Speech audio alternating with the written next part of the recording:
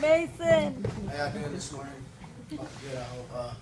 I just like to start off with, when I got saved, and when I gave my life to Jesus, I was pretty corrupt. My life was pretty corrupt. I was a drug addict and alcoholic and stuff like that.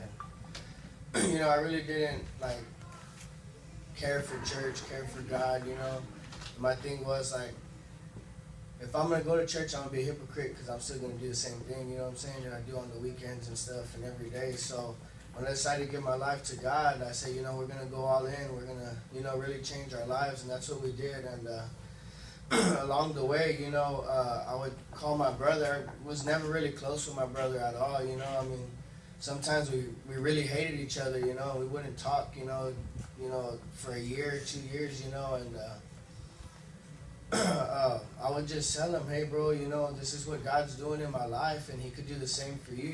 He was stuck in some things, he was bound by some things, some real serious things. And I told him, I said, you may think, that the devil's making you think that that's the only way out, bro, but I'm telling you right now, Jesus is the way, and he could, revive your life, he could help you, and he could take you out of these serious situations that you're in. And, finally he just, came to. I told him, just pray, just pray, just pray. He didn't know what it was like to be saved or anything. I just told him, I said, if you make sacrifice, God will have favor on your life.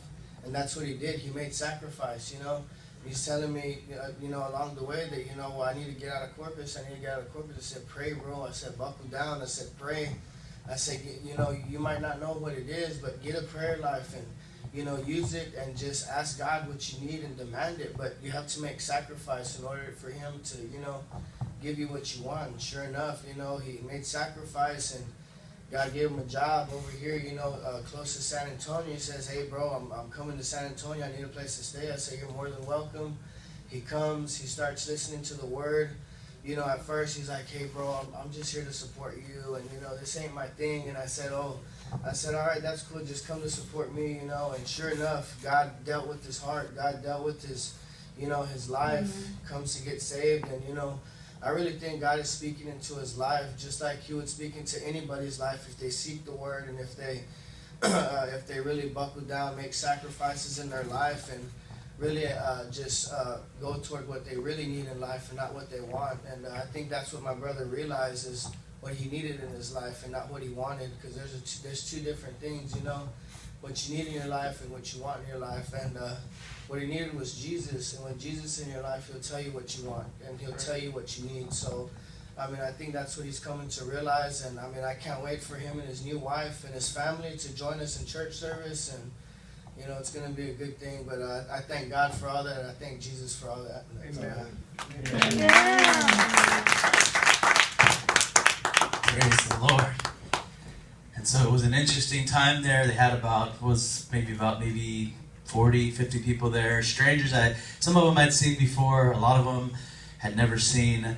And pretty much after they did the marriage, I preached a sermon, pulled an altar call. And so I believe there were a lot of seeds planted. And we will see in the next weeks and months to come what becomes of it. But nonetheless, he will be here with us tonight. And so, as I said, the family's going to take about a week to all come down. And so you can talk to him tonight. And so if you have your Bible, Genesis chapter